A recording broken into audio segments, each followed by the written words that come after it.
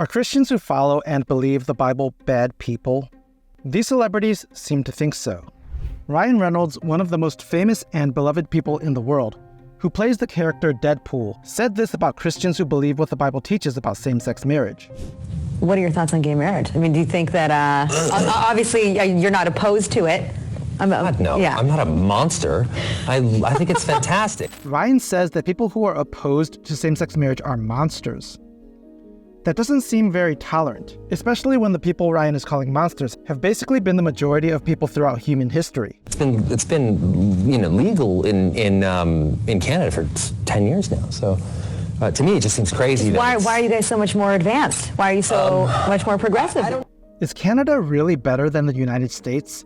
Justin Trudeau and the Canadian government have basically made it illegal in Canada to hold to biblical Christian teachings about human sexuality. In Canada's new law, C4, which if you're not familiar with Canada's new legislation, Bill C4, that has become law in Canada, the law against conversion therapy. But because the Canada law isn't specific about what exactly conversion therapy is, it could very easily apply to Christian parents who teach their children about the biblical view of human sexuality. Canada actually sounds much, much worse than the United States to me. About that, I find it so kind of amusing though how polarizing it can be here. It's like, people scream Ted Cruz is saying it's judicial tyranny, and to me it seems very humane. I think we need to keep in mind that getting same-sex marriage legalized isn't actually the end goal for these people. The end goal is to get all people, including Christians, to actively celebrate this lifestyle and to punish people who refuse to do this. So we are beginning to see persecution from government. This is the most formidable persecution. COVID, LGBTQ, transgender, social justice, all these new ideologies are now going to become the only acceptable moral standards. And if you don't accept them, you're going to be the enemy of the government. It seems very like a given. We shouldn't be in a state of awe and celebration for it. We should be taking it for granted, like regular marriage.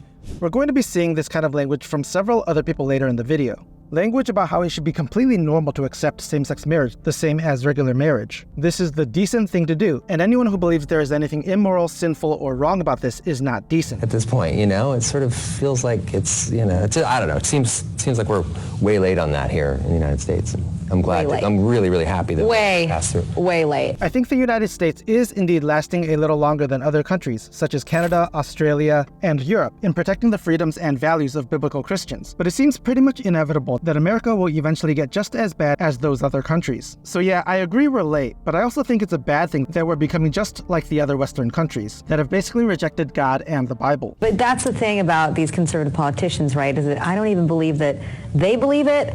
It just seems like they're feeling forced to hold on to something to win over primary votes. And a condition of a two-party system that is, it's gonna be inherently polarizing. It's just there's no way around it. So yeah, I do agree that some politicians are probably just taking whatever position they feel will get them reelected.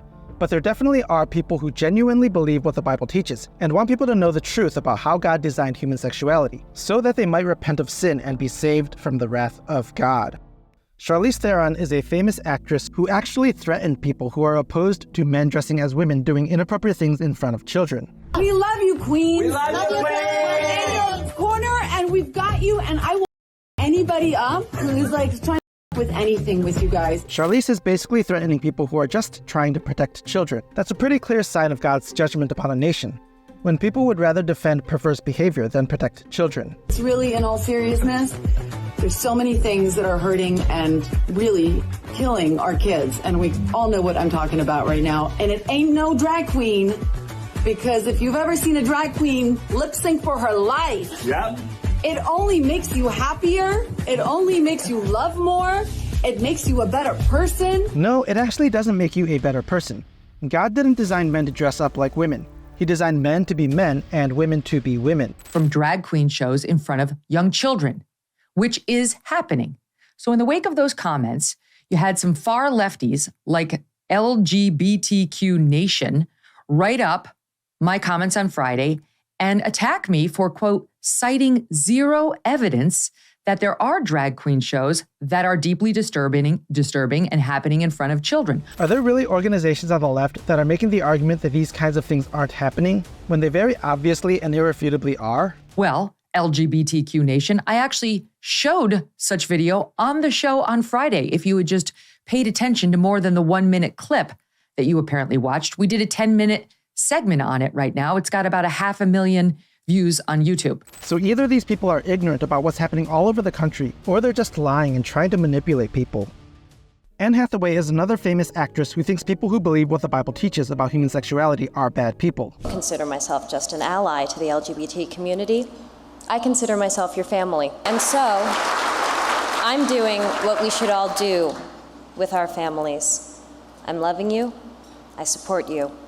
I completely accept you as you are, as I hope you do me. If people are in sin and rebellion against God, is it really loving to support them as they are? Or is it more loving to warn them of the danger they are in and to explain to them how they can be saved from their sin? And if anyone ever tries to hurt you, I'm gonna give him hell.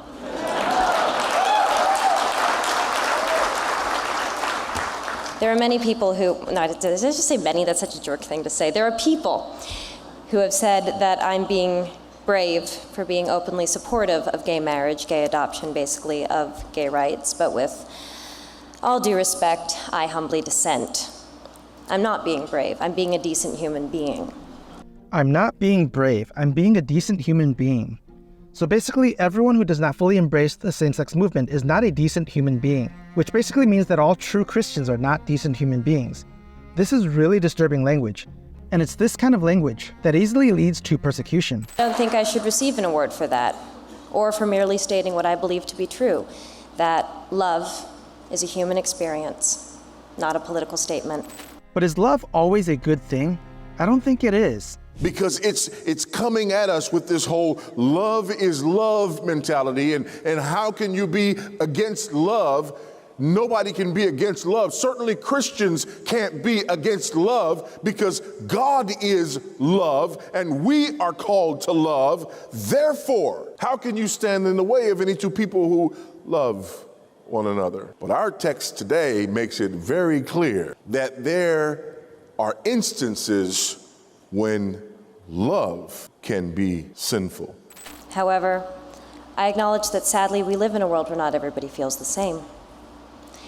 My family and I will help the good fight continue until that long-awaited moment arrives, when our rights are equal and when the political limits on love have been smashed. Should there be political limits on sin? There are laws against ending human life and stealing. It kind of makes sense that there should be laws about protecting the God-given institution of marriage also. The war does not in any way represent the pinnacle of my relationship with the LGBT community. Rather, it is a triumphant roar to announce that we are just beginning our fight together. This makes it clear that Christians are in a spiritual war. There are non-Christians who view the battle against what God has revealed in the Bible to be a fight against evil. And we as Christians need to be ready to fight to defend God's truth in this kind of a culture that hates God and the Bible. Here's another speech of Anne saying something that is directly at odds with the Bible.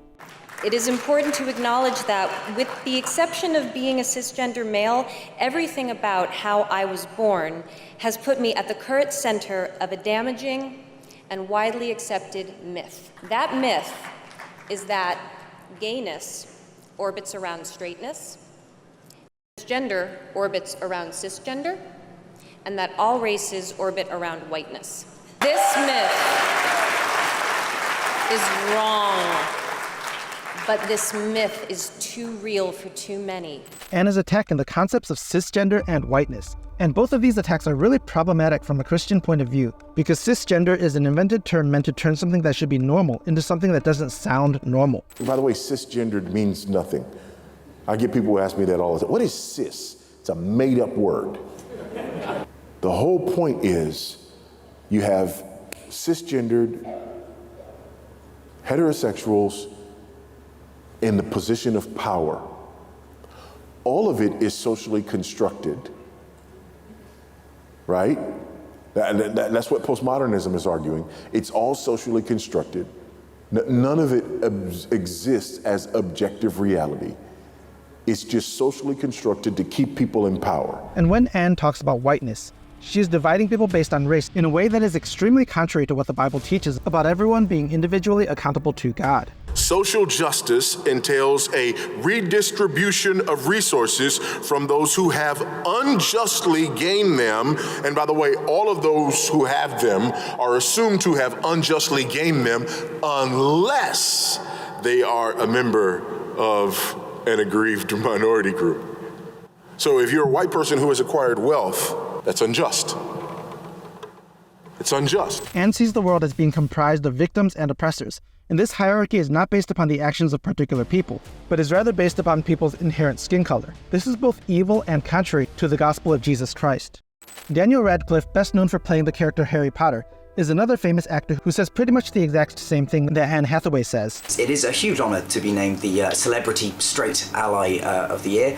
While it is a huge honor to receive this award and accept it from you, and thank you very, very much to all the people in the public that voted for me, it is slightly double-edged because it's sad that an award for this needs to exist.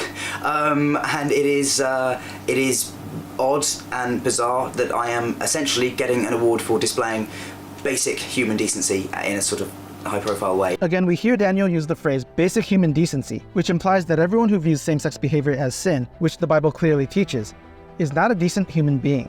This is extremely intolerant and pretty dangerous because it means these people see Christians as dangerous and evil. I feel like a wonderful thing about the future will be that there will be nothing remarkable about a straight actor saying, you know, that he supports gay rights in all their forms all around the world. Well, we as Christians know that a wonderful thing about the future will be that Jesus will return and all things will be made right.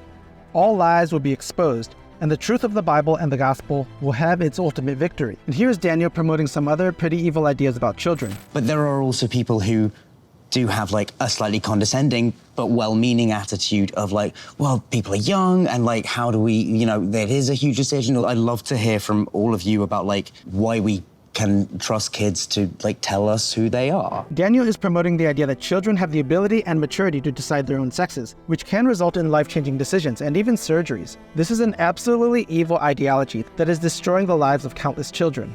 Well, I just feel like, well, me and you kind of share like a similar story. I transitioned like super young. I came out to my mom and, well, not telling her I was, but told her that I was a girl at the age of 6. At the age of 6. I have children around that age, and I can assure you that they do not at all have the wisdom or maturity to determine something as significant as whether they are a boy or a girl. Children that young need to be taught, rather than to be treated as adults. I don't understand why I can't just decide that I'm a girl. If it's a big decision to decide I'm a girl, it's a big decision to decide I'm a boy. Right. It's the same thing. There's no age. You don't have to be 18 to decide that, oh, I am who I am.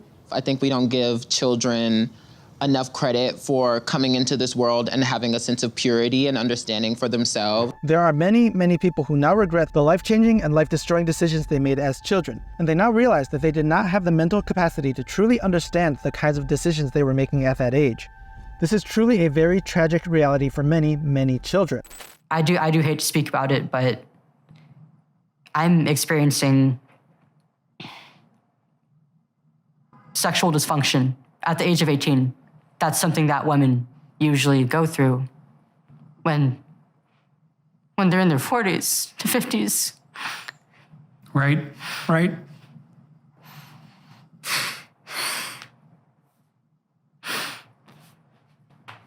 How is I supposed to know?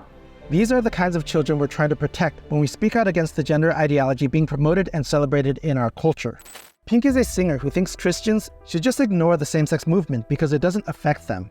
The whole marital debate, I know it divides people, but what does it have to do with anybody else? That's my thing. You don't have to agree with it. You can hate it, but it just doesn't concern you, and it shouldn't concern you. It shouldn't concern anybody. But it actually does concern Christians. People who are promoting same-sex behavior aren't just doing it privately, but they're doing it very, very publicly.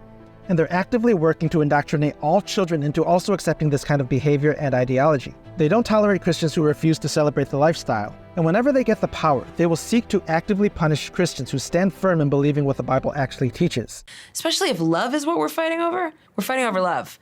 There's so much other fight about, in my opinion. But the definition of what love actually is something worth fighting about.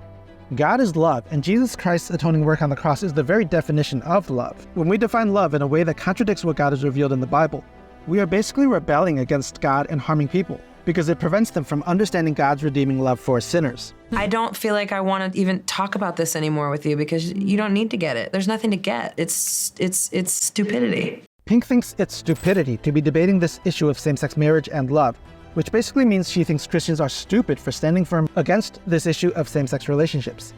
This is the same kind of intolerance towards Christians that we saw from Ryan Reynolds, Anne Hathaway, and Daniel Radcliffe earlier. It's pretty clear what the women on The View, such as Whoopi Goldberg, think about this controversial issue. If you don't approve of gay marriage, then of course, as I always say, do not marry a gay person. But as you find, they call you a bigot if you don't approve of gay marriage. But we're you know, but they call it.